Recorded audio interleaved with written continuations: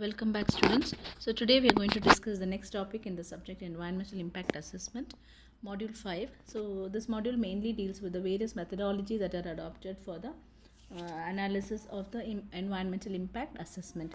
So EIA methodology is actually an approach that is developed to identify, to predict and to value the changes of an action, and the changes are reflected in the sequence of activities or steps as well as on the range of the environmental issues that are considered. Environmental issues may be physical, chemical, biological, socio-economic or cultural, landscape values and also other processes. Now, the development of the methodology in order to assess the impacts mainly depends upon the relationships between the territorial elements and their actions, then the specific measurements and the necessary information to estimate the impacts, the mitigation measures, compensation, and the follow up. And the main objectives of EIA methodology are to understand the nature and location of the project and the possible alternatives, to identify the factors of analysis and the assessment objectives, then preliminary identification of the impacts and scoping, then the mitigation, then prediction and assessment of the impacts and the alternatives comparison, and of course the monitoring and the impacts management. Now, the impact methodology mainly focuses in generating a list of potential impacts on the selected environmental components, and it should be dynamic, an integrated group of natural and social systems. And whenever we choose a method, the methods, we know that it ranges from simple to complex, and it requires different kinds of data in order to interpret. We need to collect different kinds of data, and these data may be in different formats, and also it also requires varying levels of expertise and technological sophistication in order to interpret these data. So we have to consider all these factors when we select a method. So there are various methods, like we discussed the ad hoc method, the matrices method, overlays method, etc. So today we are going to discuss what is the ad hoc method in EIA methodology.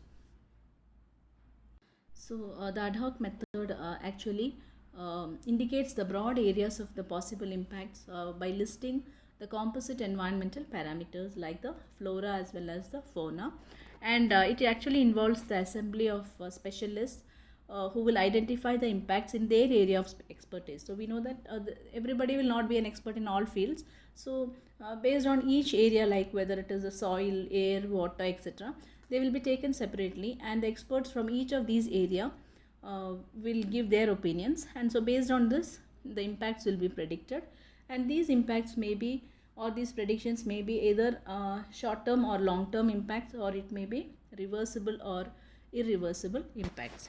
We can say that ad hoc method is actually a rough assessment of the broad parameters, and one example of an ad hoc method is like a team of experts who will gather or assemble for a short time, and they will conduct an environmental impact assessment based on a combination of their experience, their training, their intuition, etc. We can also say that whenever we require a more scientific method, now this method cannot be relied upon. And also in this method, broad qualitative information about the factors that are useful in the comparative evaluation of the alternative development actions will be presented.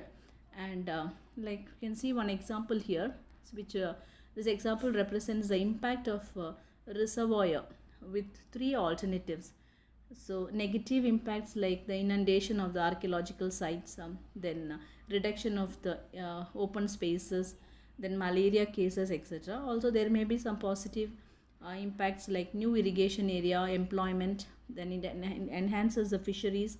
So based on the expertise of the specialists, the positives and the negatives will be ranked, and then the site will be selected among the three options. So there will be option A, option B and option C. You can see the items are listed here, and then for each alternative, say it can be A, B or C. For them, for these alternatives, the data will be represented like this, and based on the expert's opinion, final decision will be taken on which has to be chosen. So this is the Ad hoc method. So mainly deals, this method involves the opinion of the experts or experts in each field. But we can see that in the present example, there is no information about the cause effect relationship between the project actions and the environmental components. So it is not provided here. So like which parameter of water will be affected and how it will be affected, and also the actual impacts on the scientific environmental components that are likely to be affected by the project, or those that may require further investigations, etc., are not clearly identified here in this case. Now, the advantages of the ad hoc methods are method are that all the possible number of environmental components are listed here. It is very simple and easily understood. It's not very cumbersome. And then here there is it compares the requirements of the alternatives. So why we choose a particular thing like A, B, or C, like in the example we saw earlier. So why we choose this? There is a comparison between each of the alternatives. So these are the advantages. However, there are so many drawbacks, like it may not encompass all the relevant impacts. It may not go through all the relevant impacts. Then the criteria used to evaluate the impacts are not comparable, and the relative weights of the various impacts cannot be compared in this case. And even it provides very minimal guidance for impact analysis while suggesting the broad areas of the possible impacts. And this cannot be replicated, and hence it is difficult to review and critique the conclusions that are made by the experts. And this is not good in organizing and presenting the data. So these are the disadvantages of this method, that is ad hoc method. So ad hoc method mainly deals with, or it mainly deals with opinion from the experts. So based on that, the environmental impact assessment is done. So this is about the ad hoc method of environmental impact assessment.